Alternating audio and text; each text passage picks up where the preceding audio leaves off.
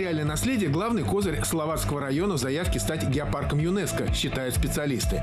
Сейчас идет работа по оформлению всех необходимых документов для участия в конкурсе. Салаватский район был выбран из-за нахождения на его территории уникального природного памятника международного значения – стратиграфического разреза Мечетлино, в котором представлено более 100 видов окаменевших рыб, водорослей и рептилий, обитавших на дне Мирового океана 280 миллионов лет назад. Однако сам геологический разрез интересен лишь узкоспециализированным ученым из-за рубежа.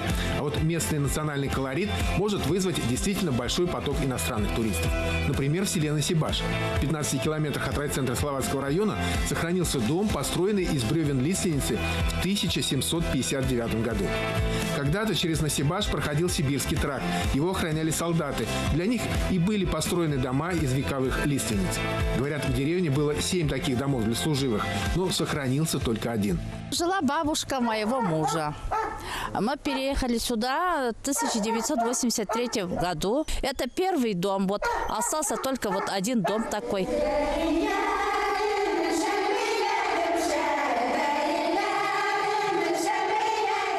В Лаклинском сельском клубе слушаем татарские песни местного самодеятельного коллектива «Мелодия Ая». Ансамбль был создан в 2009 году. Его участницы своими руками изготовили национальные костюмы. Особая гордость рукодельниц – платки из козьего пуха. Гульнафига Мухуддинова научилась вязать шали еще в детстве. Сейчас даже мастер-классы дает. Вязать я научилась в детстве, еще когда училась в школе. Теперь я уже мастерица, умею вязать все, от носков до шалей. Вязать шали научилась в студенческие годы.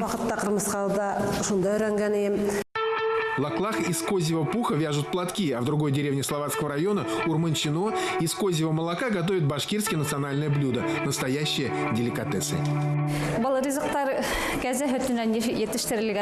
Это продукция, изготовленная из козьего молока. Из него мы делаем творог, масло, кумыс. Национальные башкирские блюда из козьего молока очень полезны и целебны.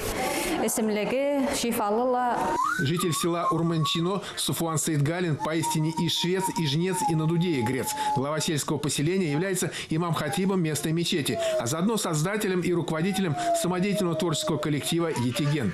В фольклорном коллективе 7 участниц по числу звезд ковше Большой Медведицы. Это созвездие башкиры и называют «Етиген».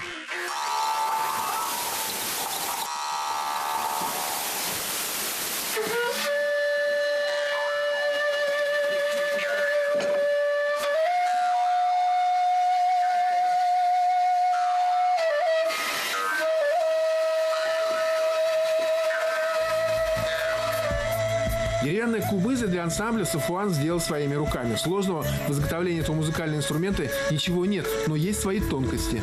Но главное, чем может стать интересной башкирская деревня Урманчино в Салаватском районе для туристов геопарка, это этнодом, созданный все тем же Суфуаном Саидгалиным и его супругой Лидией на собственные средства. В этом типичном старом деревенском доме они сумели точно воссоздать весь быт местных башкир. Причем этнодом – это не музей, это действующая историческая модель. Шерифа Закирова показывает, как ее предки ткали на станке ковры. У моей мамы был станок старинный. Этот станок я купила на ВДНХ. Фарияну Гуманова дает мастер-класс изготовления пряжи. А на кухне в это время можно воочию увидеть, как готовят башкирское национальное блюдо бурсаки. А еще в этнодоме можно познакомиться с модой башкирских женщин XIX века. Кстати, на нее большое влияние оказали французские аксессуары. У нас война была отечественная. Там башкирские полки, их много участвовало в этих боях. И они, когда были в Париже, на память своим женам привезли французские платки. И невестам они вот делали двойные платки. Кушаулок называется. Вот. Их сшивали вот 2 раза, и невесту, когда выдавали, вот покрывали этими платками. Уже как будто мода пошла, что они богатые, из французской, ну, как цивилизации, типа того, оно и разошлось. Жители деревни Урманчино надеются, геопарк в Салаватском районе будет создан. Немалые усилия для этого прилагает и правительство Республики Башкортостан, и региональное отделение Русского географического общества. Почему бы нет? Ведь на территории района не одна такая интересная для посещения туристами деревня.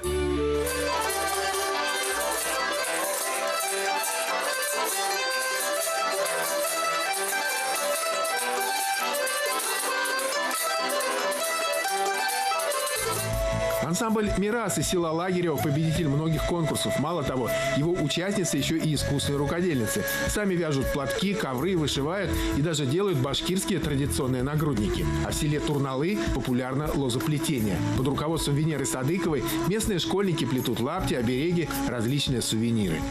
Вот такую куклу делаем, 10-ручка называется. Это для невесты, чтобы невеста на все работы успевала дома по хозяйству. Из-за этого, чтобы на все хватало руки.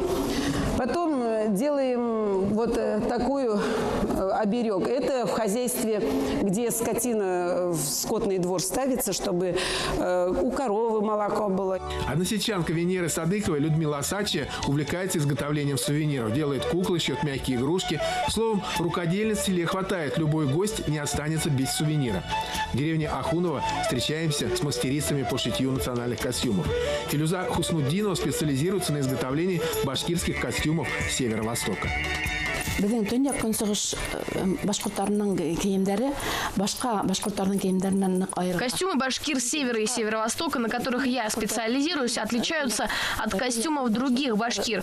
У южан немного другие костюмы.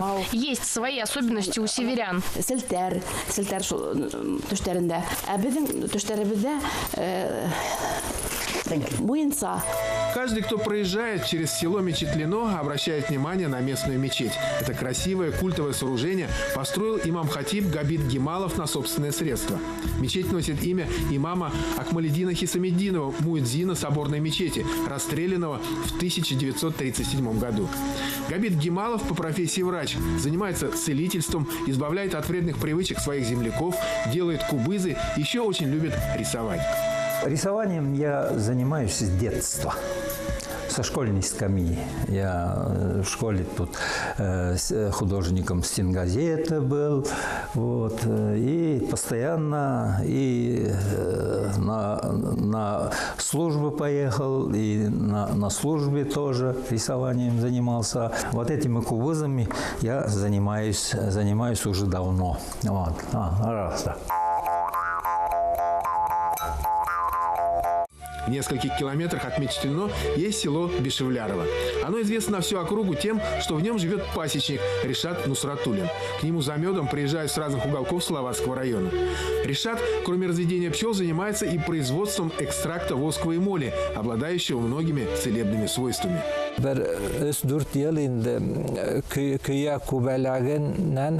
Последние 3-4 года я делаю лекарство, экстракт из восковой моли. Спрос на этот препарат очень высокий и большая польза человеку. Лечит всех от мала до велика, от многих болезней.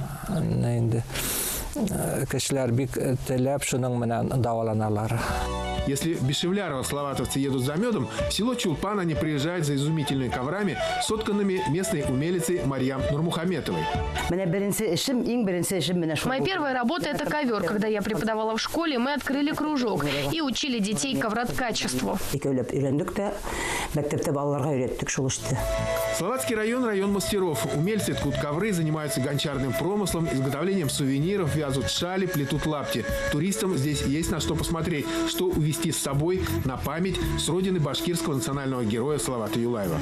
Создание на словацкой земле геопарка ЮНЕСКО поэтому вполне оправдано.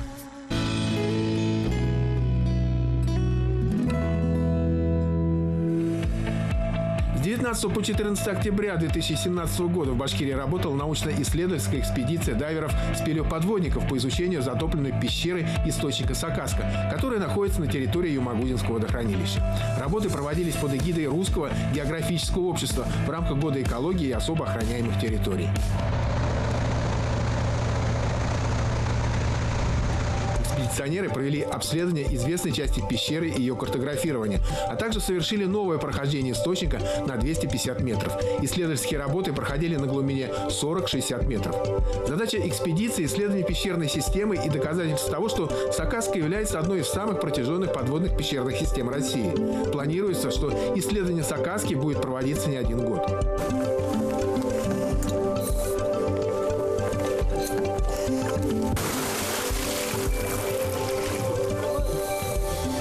В состав экспедиции вошли Евгений Рунков, руководитель, исследователь подводных пещер Урала, Башкирии и Флориды, инструктор-тренер по пещерному и глубоководному дайвингу, член Свердловского областного отделения Русского географического общества, а также Максим Четырин, дайвер-спелеоподводник из Екатеринбурга, Александр Хижняк, водолаз-спасатель МЧС России, спелеодайвер Илья Козлов, исследователь подводных пещер Северной Карелии, Вологодской области и Урала, инструктор по пещерному дайвингу, член Карельского отделения Русского географического общества, Юлия Сираева из Екатеринбурга. Связь экспедиционеров с МЧС обеспечивал сотрудник Республиканского отряда спасателей из Кумертау Сергей Вильданов. Проживание на туристической базе «Башкирская деревня», питание и трансфер организовал директор турфирмы «Юлбарс» Марс Юлбарисов. Катер для доставки дайверов урочища Сакаска к месту погружения обеспечило Министерство экологии и природных ресурсов Республики Башкортостан. Топливо для его заправки оплатило Башкирское региональное отделение Русского географического общества. Первый день погружения в Сакаску спелеоподводники восстановили ходовой конец, ведущий к входу в пещеру. Он был поврежден во время паводка. Технические работы по его восстановлению заняли много времени. Для меня достаточно неожиданным оказалось высокий уровень воды. Обычно в это время года он ниже на 3-4 метра. Соответственно, вход в пещеру не на 21, а на 26 метрах. Вот, за это время свежеустановленный в прошлую поездку ходовой конец был сорван течением, видимо, поеден рыбами. Очень много времени на первом погружении заняло восстановление этого оборванного, съеденного ходового конца. Вторая группа, которая исследовала пещеру после восстановления ходовика, сделала сенсационную находку. На глубине 50 метров были обнаружены обитатели пещеры – рачки-эндемики. По всей вероятности, это рачки-кронгониксы, обитатели подводных пещер Урала. Размеры кронгониксов не превышают 5 мм. Они прозрачные, слепые, питаются как органикой, так и неорганической пищей. Первый раз в этой пещере увидели маленьких миллиметра 3-4 рачков, безглазых, но очень бодрых, веселых. Очень хотим взять образцы, отправить в Уфу ученым. Что стало неожиданностью для исследователей. Если 2 года назад, во время погружения в Сакаску, вход в пещеру находился на глубине 21 метр, на этот раз он переместился на 26 метров. Это связано с высоким уровнем воды в Белой. Кроме того, вода в реке была достаточно мутной. Видимость составляла от метра до 1,5. А при неосторожном движении ластами и вовсе доходила до 0. При этом весь ил со входа опускался вниз по склону в пещеру и портил видимость. Стабильной она становилась лишь на глубине 50 метров. Температура воды в реке составляла 15 градусов, вполне комфортно в сухом водолазном костюме. В пещере опускалась до 5 градусов. Дайверы включали электрический обогрев костюмов.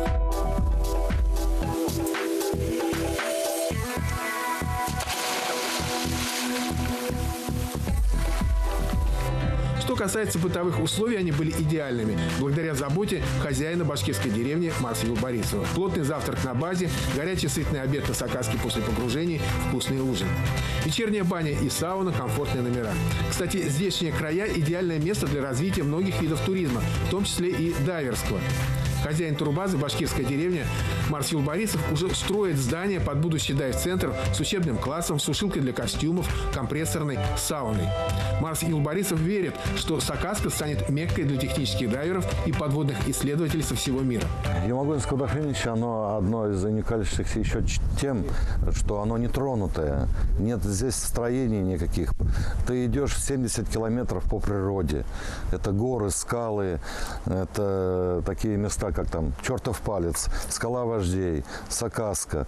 Вот они места. То есть, когда ты идешь и видишь какие-то строения, дома, люди, это немножко не то. А когда ты идешь чисто по природе, диалог с природой получается. Как стало известно, в феврале 2018 года планируется вторая экспедиция РГО в Сакаску. Ее участники будут погружаться под лед. По прогнозам, в это время года видимость в пещере идеальная, а для погружения до входа нужно будет пройти всего 12 метров.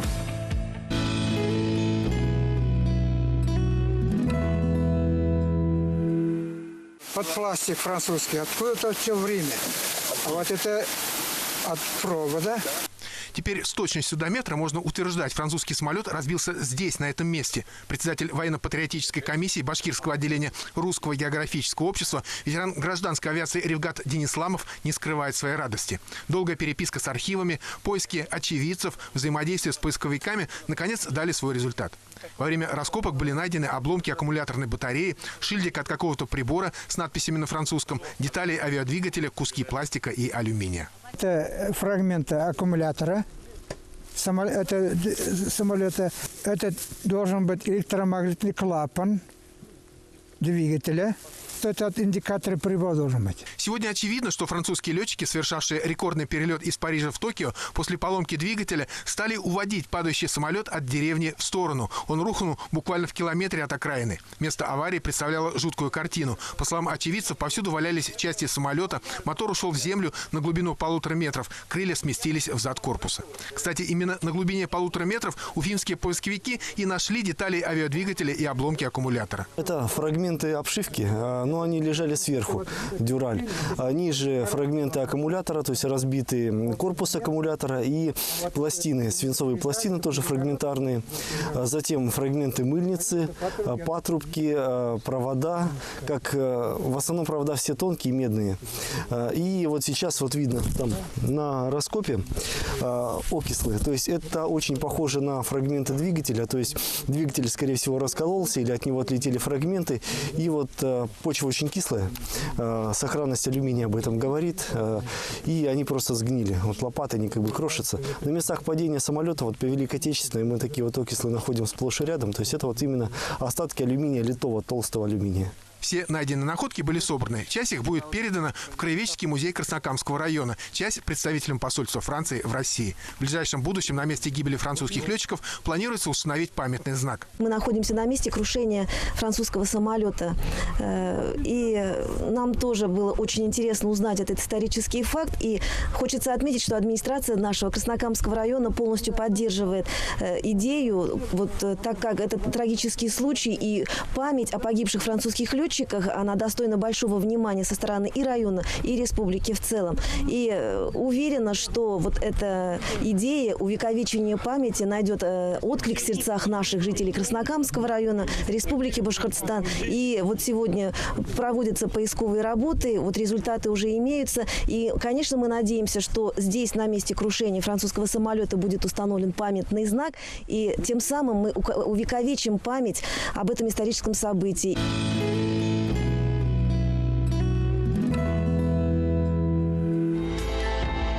В Янаульском районе, близ деревни Байсарова, произошло историческое событие. Установлена памятная стела, обозначающая крайнюю северную точку республики. 56 градусов 31 минута северной широты и 54 градуса 31 минута восточной долготы. Это проект регионального отделения Русского географического общества «Крайние точки Республики Башкортостан». Открывая стелу, участники этого торжественного мероприятия отметили уникальное событие. Подобный знак установлен в России впервые.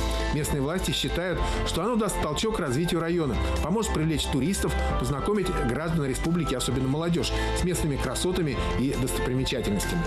Идея родилась 2 года назад. На одном из заседаний башкирского отделения РГО было принято решение об установке в крайних географических точках Башкортостана памятных стел. Географические координаты – это своего рода адрес на поверхности планеты. В данном случае активисты РГО зафиксировали адрес северных ворот республики. Для того, чтобы установить стелу, крайняя точка Республики Башкортостан, финансировал региональное отделение Республики Башкортостан, РГО Республики Башкортостан. Они выделили денежные средства для установки в сумме 22 тысячи. Конечно, большое спасибо им. Что отрадно, вот, что открываем самые северные крайние точки, непосредственно у нас в Янауле. Первое открытие. По площади Башкортостан превосходит многие европейские государства. С севера на юг протяженность составляет 550 километров. С востока на запад 430. По разнообразию климатических зон и природных ландшафтов с нами мало кто может сравниться. Есть и тайга, и горная тундра, и смешанные леса, и степи, и лесостепи, и полупустыни. Есть даже участки с вечной мерзлотой.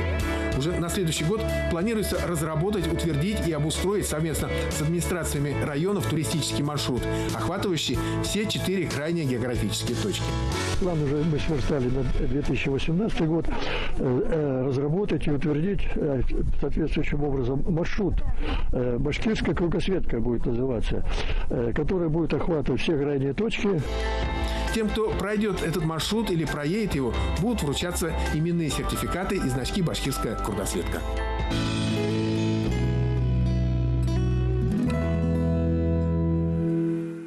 Это головчатка уральская, наш краснокнижный вид, который сохранился в очень малом количестве. Когда-то хризантема Завадского в обилии водилась на территории национального парка. Однако сейчас краснокнижное растение стало здесь редкостью. 13 лет назад, во время наполнения Юмагузинского водохранилища, под водой осталось более 2000 экземпляров этого редкого вида. В прошлом году ученые-биологи обнаружили на скалах несколько уцелевших хризантем. Собрали семена и вырастили рассаду. Сейчас научные сотрудники дирекции национального парка, супруги Рагис и Эльвира Мулагуловы, высаживают рассаду в почву. Была такая вот задумка восстановить этот вид. Каким образом? Собрали семена, зимой высеяли рассаду, потом рассаживали еще в июле, и вот как раз в августе мы провели первую партию высадки.